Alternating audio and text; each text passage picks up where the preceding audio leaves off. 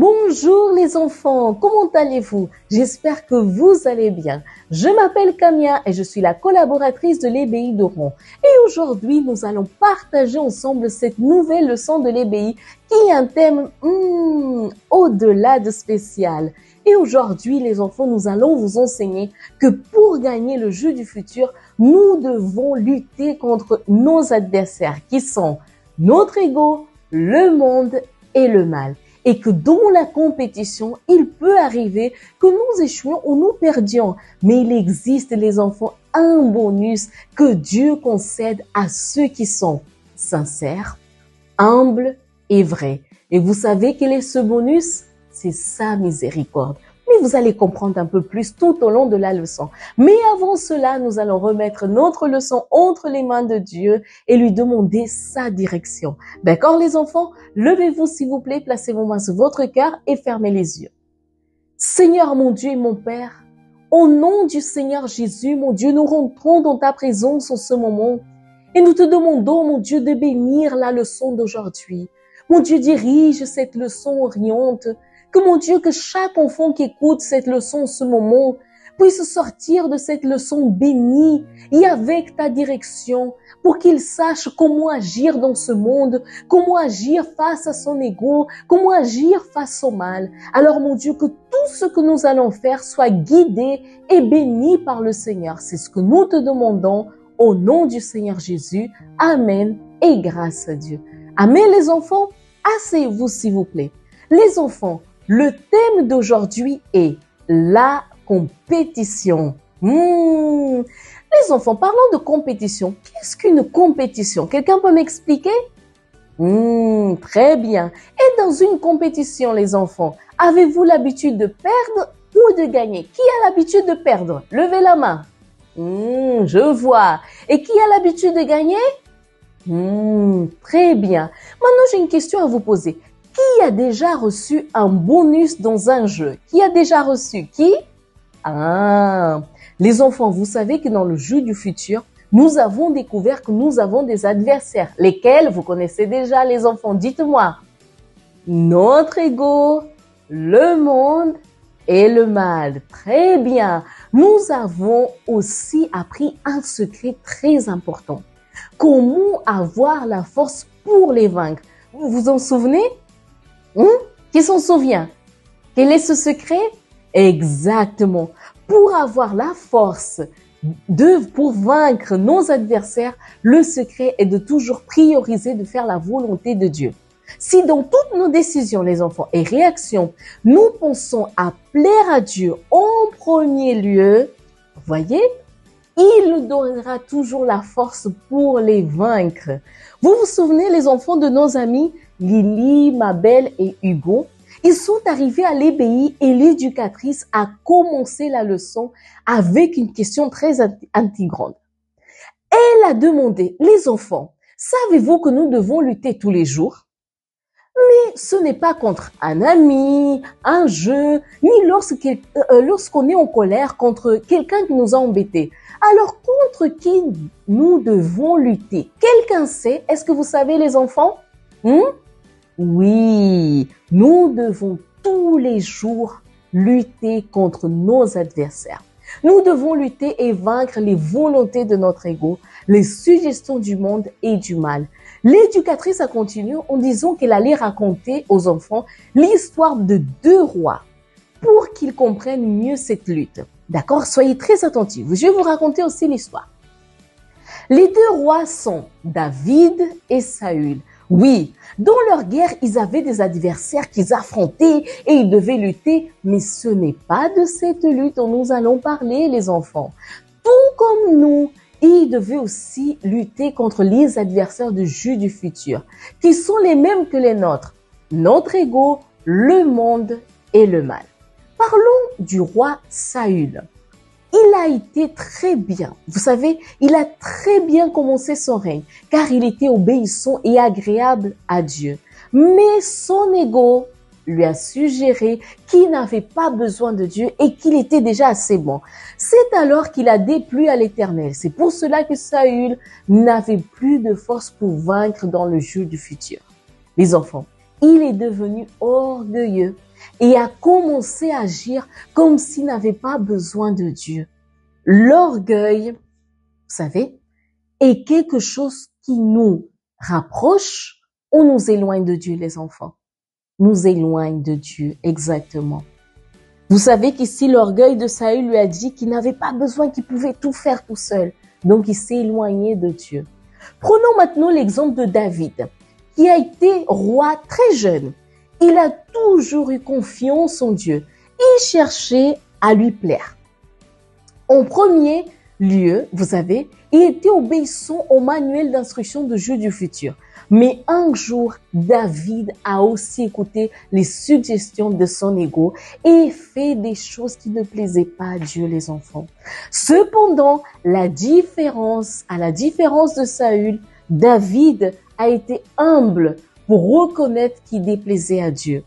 Vous vous souvenez qu'au début de la leçon, les enfants, nous parlions du bonus dans les jeux, vous vous souvenez?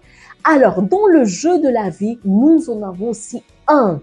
Dans la parole de Dieu, qui est notre manuel d'instruction, les enfants, nous avons un verset qui parle de ce bonus. Allons regarder ensemble, les enfants? Alors, prenez votre Bible, s'il vous plaît, et ouvrez dans le livre de Lamentation. Lamentation, chapitre 3, verset 22. Lamentation, chapitre 3, verset 22. C'est bon, les enfants? Lisons ensemble. Les bontés de l'Éternel ne sont pas épuisées. Ses compassions ne sont pas à leur terme. Waouh! Il est fort ce verset, les enfants. On va relire ensemble? Les bontés de l'Éternel ne sont pas épuisées. Ses compassions ne sont pas à leur terme. Waouh! Dieu nous aime, les enfants.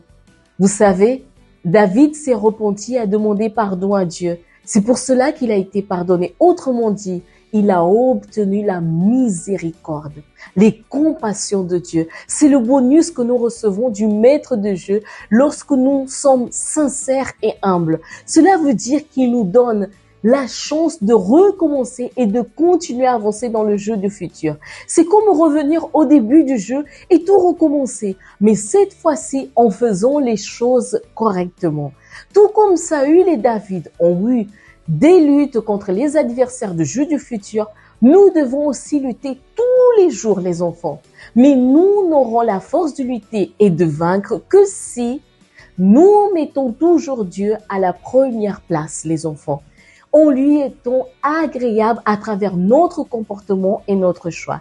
Et si, imaginons, au milieu de jeu, vous commettez une erreur, souvenez-vous du bonus de Dieu pour ceux qui sont sincères et qui se répondent pour de vrai. Si vous voulez en savoir plus sur ce bonus, les enfants, ne manquez pas la prochaine leçon, d'accord? Maintenant, nous allons demander à Dieu de nous aider à gagner cette compétition. Vous êtes d'accord avec moi? Alors levez-vous s'il vous plaît, placez vos mains sur votre cœur et fermez les yeux. Seigneur mon Dieu et mon Père, mon Dieu, ces enfants se sont levés parce que ils veulent ton aide pour gagner cette compétition. Nous savons que l'ego, le mal, le monde, ils sont là. Mais mon Dieu, que cet enfant puisse avoir la force de dire non. Surtout, mon Dieu, pour qu'il puisse toujours se rappeler de ce bonus, se rappeler de ta miséricorde, de ta compassion, afin qu'il arrive à vaincre cette compétition. Alors, mon Dieu, que ça reste bien enregistré dans la mémoire de chaque enfant. Il y a un bonus que Dieu nous donne, sa miséricorde. Et en faisant ce qui t'est agréable, nous allons réussir à vaincre le jeu de futur. Nous allons réussir à vaincre cette compétition. C'est ce que nous te demandons au nom du Seigneur Jésus. Amen et grâce à Dieu. Amen les enfants. Asseyez-vous s'il vous plaît.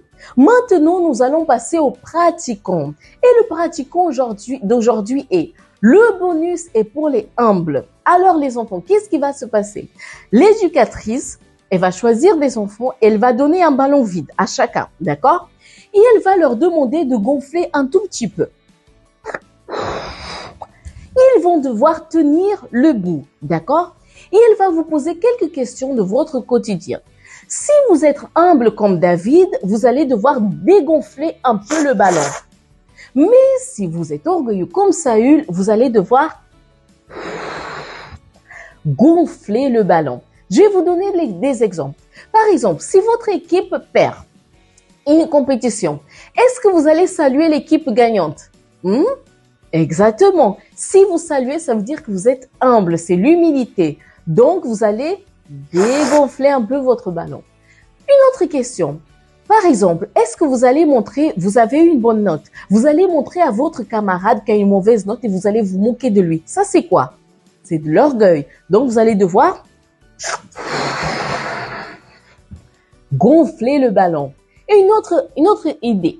Par exemple, est-ce que vous allez montrer un nouveau jouet à vos amis, mais vous n'allez pas leur laisser jouer? Ça, c'est quoi? C'est de l'orgueil. Donc, qu'est-ce qu'il va falloir faire? Gonfler le ballon. À la fin, l'éducatrice va observer la taille du ballon de chaque enfant et elle va vous expliquer quoi, les enfants? Qu'est-ce que vous allez devoir comprendre? Que dans la vie, nous sommes comme ces ballons. Lorsque nous sommes orgueilleux, les enfants, et que nous pensons que nous n'avons pas besoin, nous sommes remplis de notre ego et nous ne laissons pas d'espace pour que Dieu puisse demeurer en nous.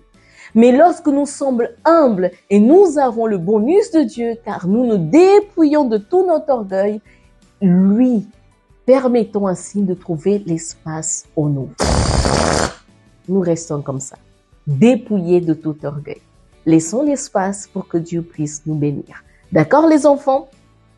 Et pour l'activité de fixation, vous allez recevoir une feuille. L'éducatrice, elle va vous demander de dessiner ou d'écrire d'un côté ce que l'ego, vous suggère de faire, mais que déplaît à Dieu. Et de l'autre côté, ce que vous allez faire pour vaincre en utilisant le manuel d'instruction qui est la Bible. Et pour le mémorisant, le verset, ça va être très intéressant, les enfants. L'éducatrice va écrire sur un tableau, sur une grande feuille, le verset d'aujourd'hui. Et elle va choisir les enfants pour partager. Il y aura un enfant qui sera le dos, d'accord, sera dos à la feuille. Pendant que un autre enfant va choisir un mot du verset à cacher. Tous les autres enfants vont lire le verset, mais ils ne vont pas lire le mot caché. C'est l'enfant qui est dos à la feuille qui va devoir trouver. Ou alors, ils peuvent aussi remplacer ce mot en applaudissant. D'accord? L'objectif, c'est que l'enfant qui est dos découvre le mot caché. D'accord, les enfants? Et comme devoir à la maison, invitez tout votre foyer et jouez au même jeu que nous avons fait à l'EBI pour enseigner ce que vous avez appris aujourd'hui à vos parents et aux personnes qui vous entourent. Et n'oubliez pas, les enfants, suivez les leçons de l'EBI sur le site du Centre d'accueil universel. Allons-y tous ensemble. www.centredaccueil.fr dans la rubrique EBI. Très bien, les enfants, que Dieu vous bénisse abondamment. Ce fut un grand plaisir d'être ici avec vous. Je vous dis à la prochaine. Au revoir, les enfants.